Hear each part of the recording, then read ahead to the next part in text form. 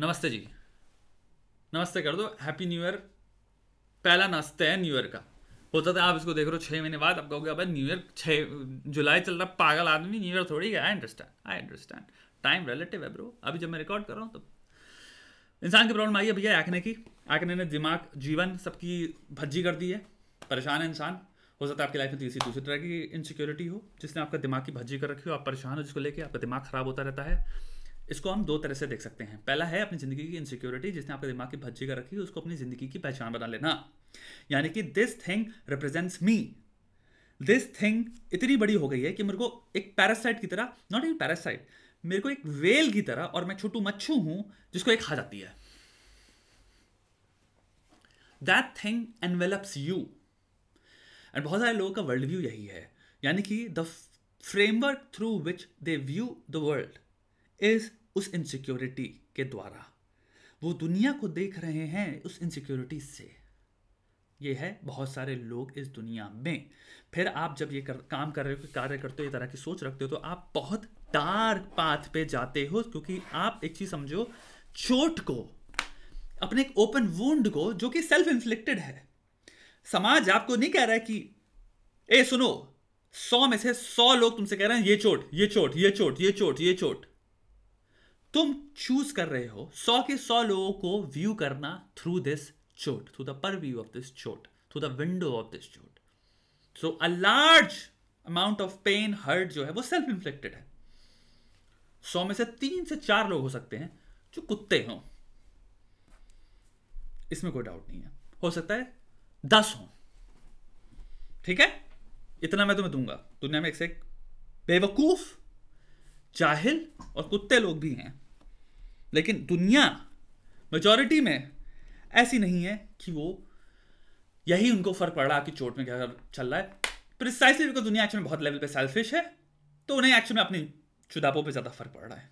दे more focus toward उनकी life की चोटें क्या और उसमें क्या चल रहा है। And a lot of times pro social behaviour evolutionarily more helpful है to exist, survive and build relationships अपनी खुद की संतुष्टि और शांति के लिए, then making enemies. So evolutionarily speaking भी हमारी सेल्फिशनेस हमसे कहती है कि बेमतलब में पंगे मत लो लोगों से, बेमतलब में लोग और दुश्मन इजाद मत करो। तो जो कुत्ते और जाहिल लोग हो गए ना, वो एक बहुत छोटा पूल है जो कि एक्चुअली अपने रिश्ते काट रहे हैं सबसे। लॉन्ग टर्म में इन्हें समाज ही काट देगा। That's evolution basically.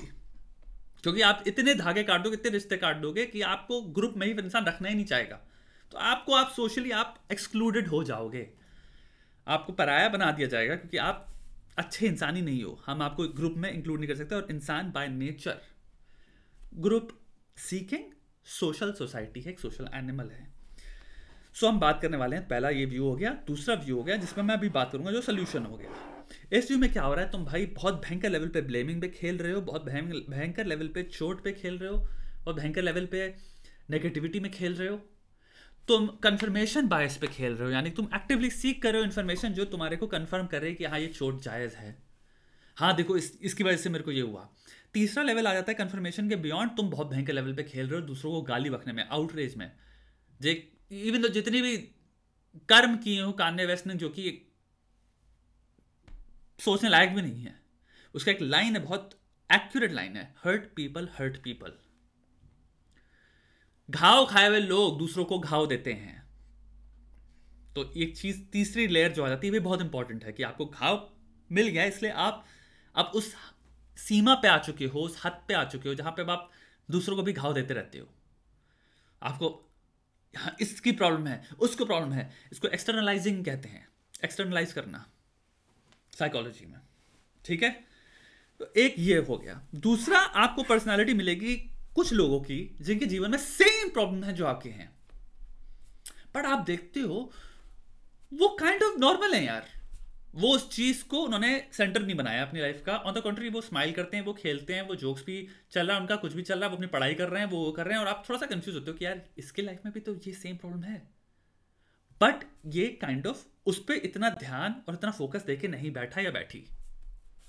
Even though हो सकता है उसको भी बॉदर करता होगा वो चीज पे, that thing may bother them on that level as well, but उन्होंने चूज क्या किया है कि उसको उन्होंने सेंटर बनाया ही नहीं है।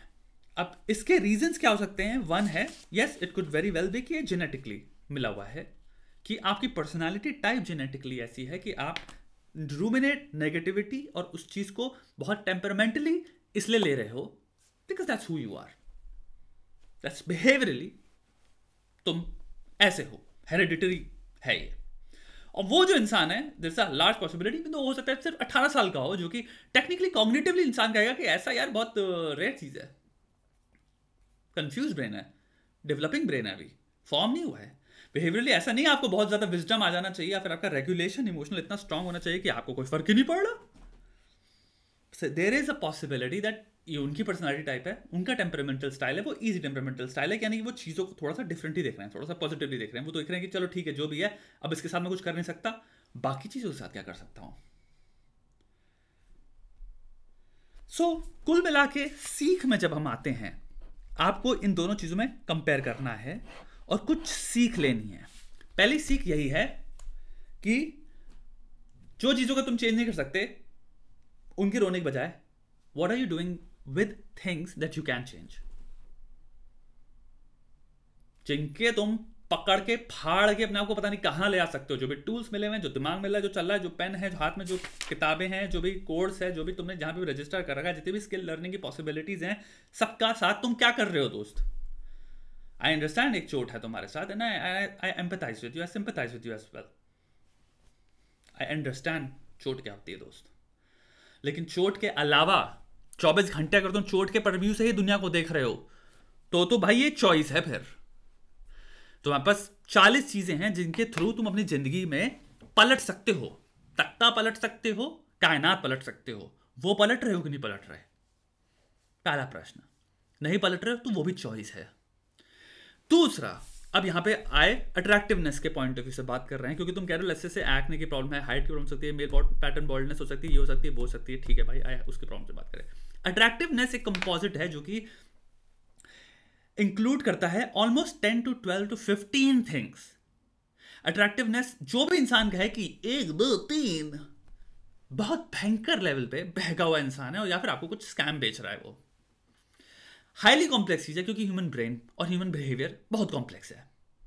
आपका अनकॉन्शियस अलग है, आपकी चाइल्डहुड से आप 400 चीजें अलग सीख के आ रहे हो, आपका करंट कॉग्निटिवली डेवलपमेंट जो हो रहा है वो अलग चीज आपको सिखा रहा है, आपकी बायोलॉजी अलग है। तो भाई फैक्टर्स और मार्कर्स भी बहुत ज्यादा हो जाते हैं जो कि इंटरप्ले में हैं ऑफ डिसाइडिंग आपको किस मोमेंट में क्या चीज अट्रैक्टिव लगेगी। ऑल्सो वो कॉन्स्टेंटली म्यूटेटिंग भी है, यानी कि हो सकता है 14 में जो आपको अट्रैक्टिव लग रहा हो और 24 में जो आपको अट्रैक्टिव लगता है उसमें जमीन आसमान का फर्क हो, क्योंकि बहुत सारे नए फैक्टर्स आ गए। यानी कि आपकी खुद की definition and understanding of what I find attractive is also constantly evolving.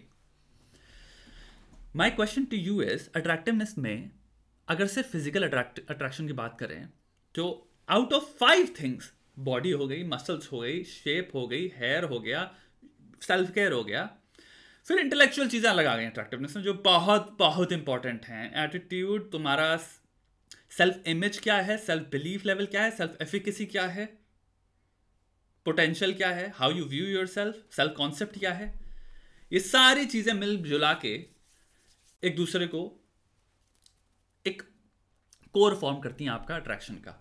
अब वो कोर जो भी है वो आपका है। अब जो भी आप लोगों से इंटरैक्ट कर रहे हो उनमें से किसको ये कोर चाहिए वो आपसे अट्रैक्ट होगा। और अगर आपका कोर अट्रैक्टिव है, स्ट्रांग है, स्ट्रांग की डेफिनेशन प्लीज जो सोसाइटी में चल रही है मैं उसकी बात नहीं कर रहा हूं, ये मैं इंटरनल कोर की बात कर रहा हूं। वो आपके अंदर जो कोर है वो स्ट्रांग है, सोसाइटली स्ट्रांग की बकवास नहीं कर रहा मैं। तो आपको लोग रिसोर्सफुल, पोटेंशियल और सेल्फ गवर्निंग बॉडी की तरह देखेंगे कि ये इंसान खुद पे इन्वेस्ट कर रहा है, ये खुद पे विश्वास करता है, तो मैं इस पे विश्वास कर सकता हूं। ये एक बहुत अट्रैक्टिव चीज है। इसका ऑपोजिट क्या हुआ, एक इंसान जो खुद को डाउट करता रहता है तो वो अट्रैक्टिव नहीं लगेगा, चाहे वो लड़की हो चाहे लड़का हो। कोई लड़की अगर खुद को ही डाउट करती रहती है पूरे दिन तुम बैठ के उसको 24 घंटे समझाते रहते हो, अरे यार it's not really a fucking attractive, also an engaging thing beyond a certain point, exhausting हो जाता है वो, it's not attractive, it is actually attractive ही नहीं है। तुम फिर सोचते हो how will you ever make decisions in your life if you self doubt on such a level. मैं यहाँ पे फर्स्ट इंप्रेशन बेसिस पे बात कर रहा हूँ, मैं किसी को डायग्नोस नहीं कर रहा, मैं किसी के बारे में कोई जजमेंट पास नहीं कर रहा हूँ। वापस आते हैं इसके अंदर।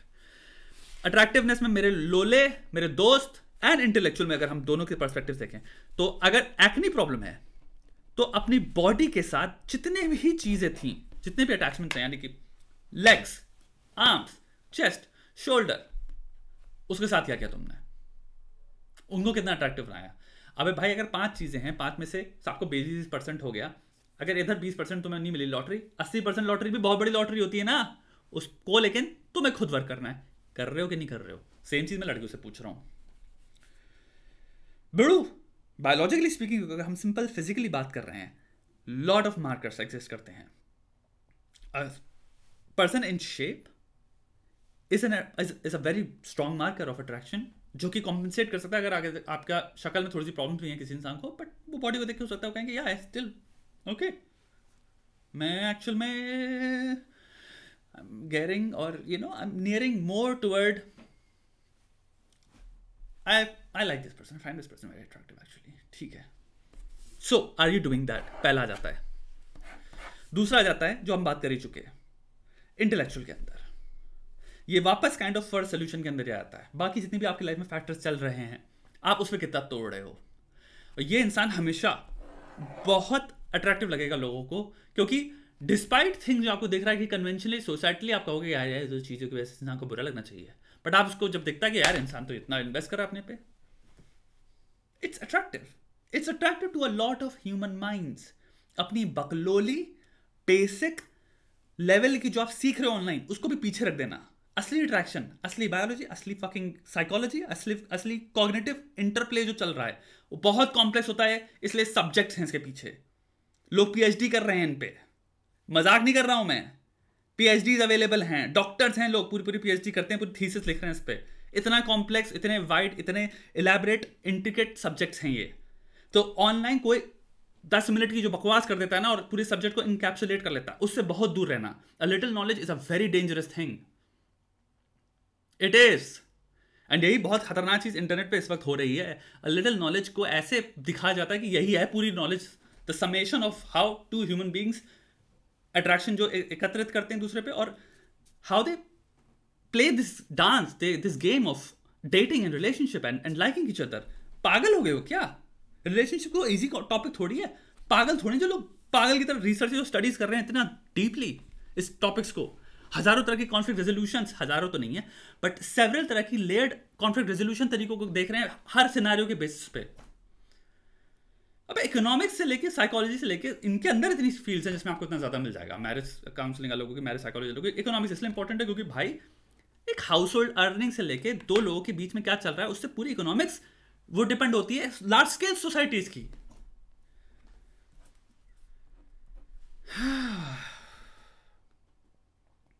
तो हल्के में मत करो इसको भैया। मेरा तुमसे सोल्यूशन होगा, पहला जो अभी आपको दिया, जो आपके हाथ में, फाड़ के हाथ में रख दो, फाड़ के हाथ में रख दो। दूसरा, अगर आपको प्रॉब्लम है अपने एक्ने, बाल, इन सब से, तो बाकी चीजों के साथ तुम कितना तगड़े लेवल पे काम कर रहे हो। प्लीज काम ओरिएंटेड इंसान बनो, प्लीज काम ओरिएंटेड इंसान बनो। KAAM, काम मतलब कामनेस की बात नहीं कर रहा हूं, कार्य, कर्म। यानी कि तोड़ दूंगा अपनी बॉडी में, इतना भयंकर सेक्सी बॉडी बनाऊंगा अपनी कि हो ही नहीं सकता। इस चीज जो मेरे को अभी प्रॉब्लम लग रही है इसको मैं कॉम्पनसेट करूंगा। तीसरा सोल्यूशन जो बहुत रियल लाइफ सोल्यूशन है कि आप 2023 में रह रहे हो दोस्त, 2024, 2025 हम टेक्नोलॉजिकली इस एडवांस सोसाइटी में रह रहे हैं। आप 1800-1500 में नहीं रह रहे हो कि अगर कोई प्रॉब्लम है तो उसका सोल्यूशन नहीं है कॉस्मेटिकली, यस,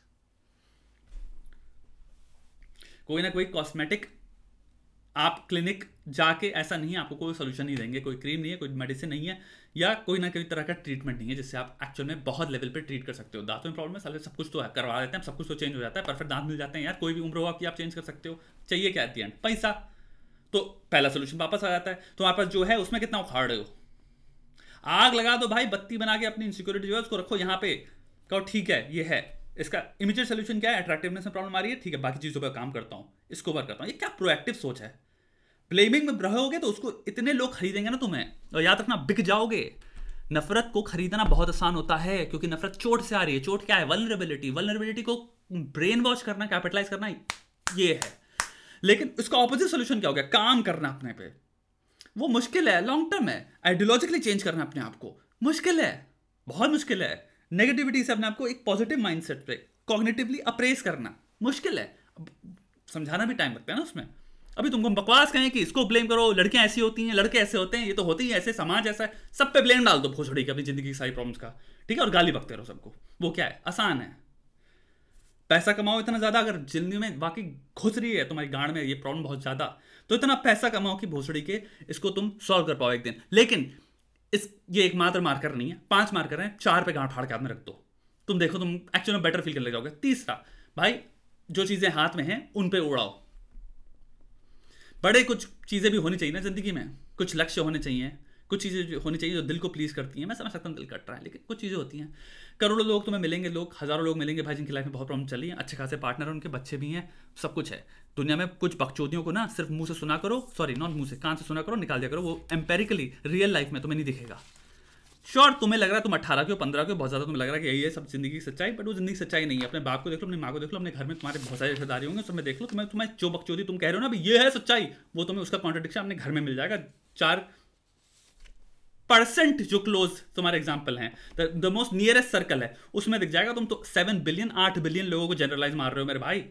उठो इस सबसे, काम करो, जो कहा है सोल्यूशन निकालो इनमें से और काम करो।